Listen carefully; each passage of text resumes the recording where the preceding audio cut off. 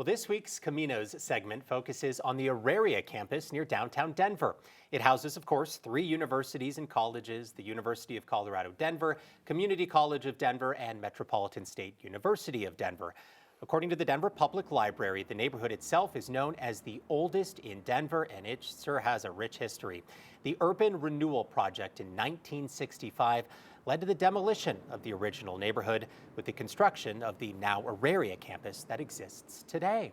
It was certainly a big change. Joining me to talk about the impact this had in the community is Tony Garcia and our Caminos partner, Yolanda Ortega, who also, you're a retired MSU vice president, so you have a pretty good history in all of this. Absolutely. Tony, you and your family lived in this area when all of this happened.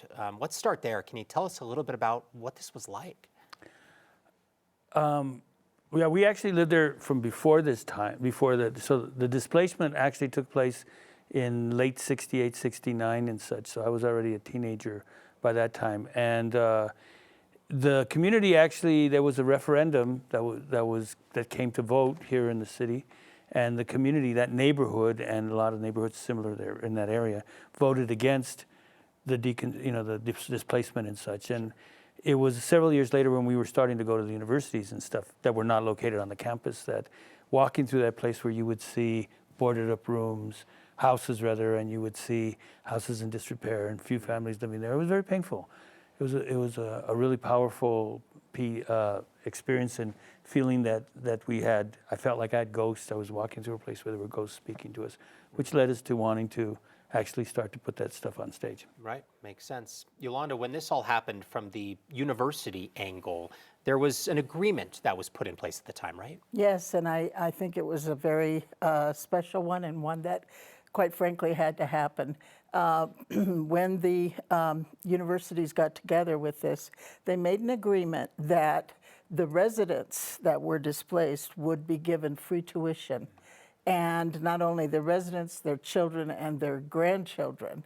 And since then, it has been passed along to generations far after that. So I was working at Metro and was one of the first to put together the scholarships for the displaced Aurarians at that time. I'm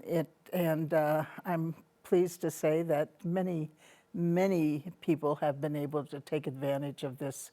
While it's not a complete,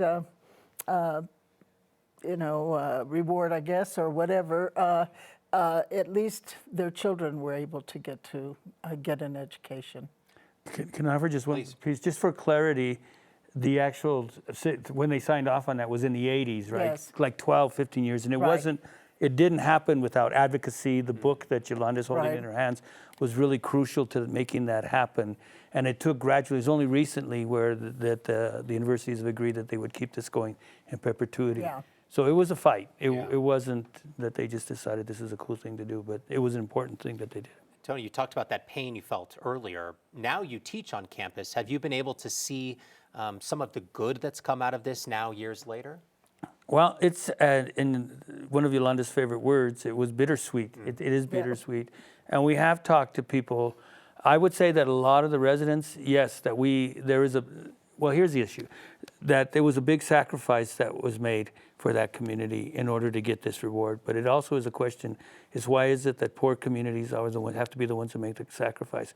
We're facing an issue at the Globeville Rec Center where Birdseed is, where they are being displaced. They're being popped out of their places. And that's been an institution within that neighborhood. So losing our institutions in our history is significant. So space, there probably could have been, a lot of people would say there could have been another place that could have been built. So it is a bittersweet kind of piece. I walk down the streets and I see the students, and that's positive for me. But I also remember the people who sacrificed there. So it's a bit of both. Yeah, makes sense. Tony, you're the artistic director at Su Teatro. You're now bringing this story to life on stage. Well, we have been for some time. When I went through that period where I had this experience with walking through the neighborhood, I came into the rehearsal with Yolanda, and I said, I think we should do this piece called El Corrido del Barrio, El Corrido del Barrio. And it was a story of the community. And now this is the third time we're returning to that story, and we're producing a piece called the West Side Oratorio, and it'll begin December 4th and run through the 21st. And it's all music. it's mostly music, and it's a very powerful telling of that history, 7 generations. A lot of people don't know that Denver began there. What we know as Denver began in that neighborhood at the confluences where we all came together. Yeah, the oldest neighborhood in the city, right? That's what I just read. That's what they say. Yeah, Yeah. awesome. December 4th, opening. We open at Yes. Su Teatro, and we will run through the 21st, Thursday, Friday, and Saturday, Sunday matinees. Thursday, Friday, Saturday, Sunday matinees. And real quick, how can folks get tickets to that if they want to get involved? Go to www.suteatro.org. It'll have all the info for you right there. Just suteatro.org. Perfect. Don't have to remember too much. Awesome. Yeah, that's always good. Thanks, Tony. Sounds like quite a moving story. Tony, Yolanda, thank you so much for joining us Thank today. you. And we'll see you in December. Okay.